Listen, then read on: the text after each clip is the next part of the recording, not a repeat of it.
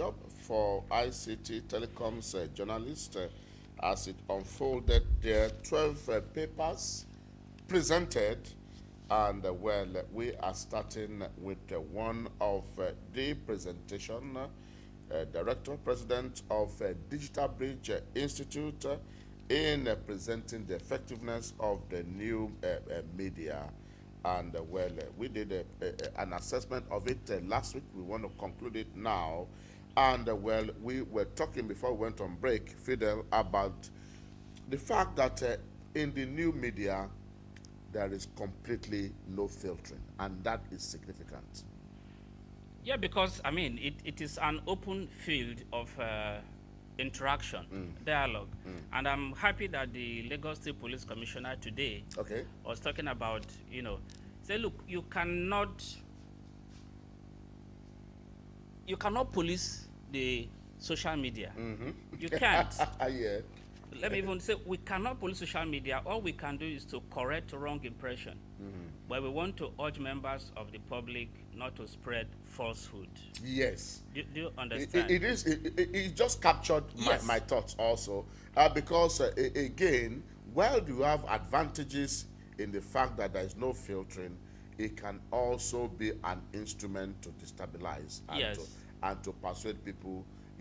Somebody can, the bloggers, all of these people can just use falsehood sometimes. Yes. I read some blogs, and I'm totally appalled by serious falsehood presented as facts. Verified facts. Yes. As verified facts. Yes. And that can be disturbing in a nation where, at the literacy level is not that perfect, isn't it?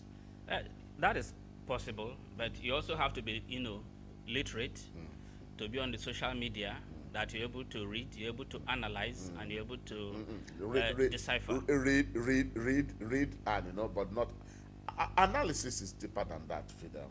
Okay, and well, that's why that is an application of common sense that you can reason. You can reason and decipher for yourself if what you have seen or heard is true.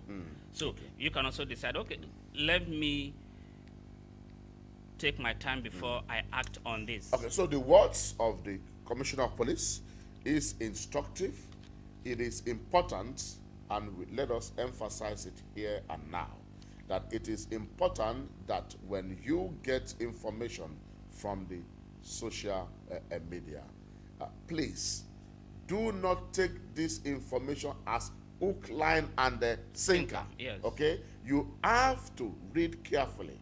You have to analyze what has been pushed to you. You must do the filtering yourself. I mean, you have to look at other sources. Yes. Try a second source or a third source and see if there is a corroboration of what you have read earlier. I think that's the way to balance it. Yeah, Professor Akule also said it that sometime now he uses about 3 newspapers to see whether there is a consistency in that information. So do a double check. Okay, it's good enough that you have some information circulating already. Yeah. All you need to do is do a double check of what is happening. Okay, some of this were there are some questions and answers. The prof was really taking on, as to all the things that we were discussing. Before we take that insert, Fidel. Yes. Some of the ICT journalists were recognized for not having done the digital migration. Yes. You are still an analog reporter. Yeah. And some of them truly, had eye-opening, presentation.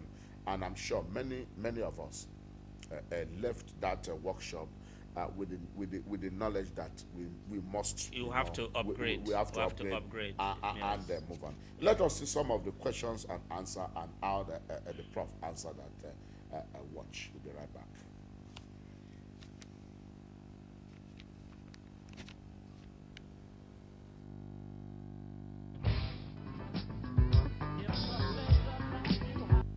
Social media has come sort of like a younger brother, but there is traditional media. And there is a link between the two.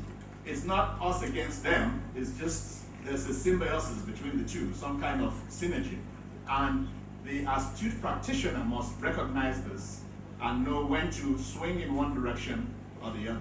But usually they go together. Traditional media channels, particularly television and newspapers, try to expand their reach by using social media platforms for news broadcasts. Now, a common trend among traditional media houses, especially the television stations, is to have eye reporters.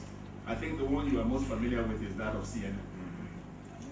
These are individuals without professional experience of journalism, but who can utilize their dexterity in the use of social media tools to broadcast messages about events taking place around them through the traditional media. Our reporters share pictures and videos of events with the public through the television.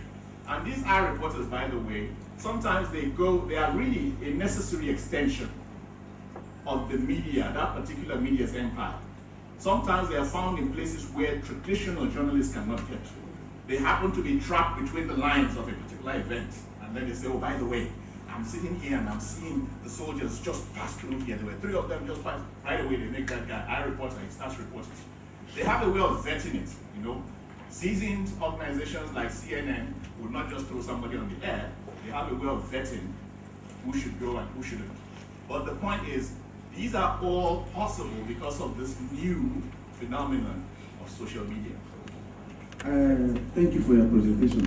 But there's a particular area that I want clarification on the area of equipment certification, which these operators use. During December, I recall that I was in the East, and the service was very, very poor. And from my investigation, I found out that some of the operators, especially the MTN, used to use, before, they were using equipment produced by Ericsson. But in the issue of or pursuit of costing cost, they switched over to ZTE and Huawei.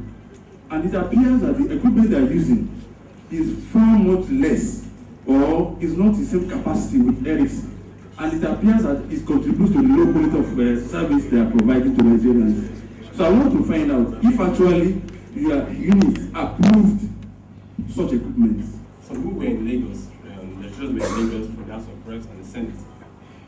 I asked one of them, he told me that the reason why they are here is because they want to deliberate on this issue and see how they can review our laws.